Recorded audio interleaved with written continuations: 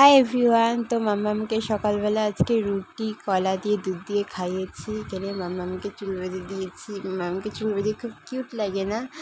তো মার বলতে নেই, তারপরও আমি না বলে ফেলি।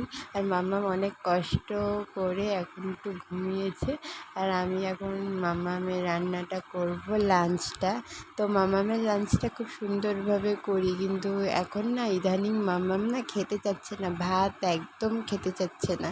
জানি না কেন, 2-1 গাল মুখে দিয়ে খাবে না তো খাবেই না।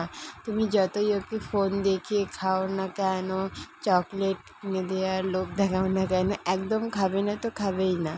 তো যাই হোক, আমি এখন স্নান টান করা হয়ে গেছে। মাম্মাম ঘুমাচ্ছিলো বলে স্নান টান তাড়াতাড়ি করে দিয়েছি। দেখো, মাম দেখে কিন্তু চাইছে, কিন্তু ভাত খেতে একদম চায় না।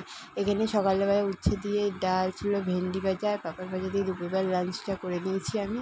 আর সন্ধ্যাবেলা আমার হাজব্যান্ড আমার জন্য আলু কাবলি নিয়ে এসছে। আমি খুব হ্যাপি। তো রাত্রিবেলা আলুর পরোটা করবো আর আলুর দম করবো।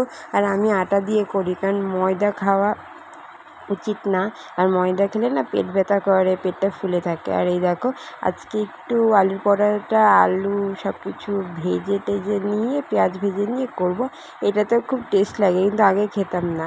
এই দেখো, রাত্রের ডিনার আলুর পরোটা।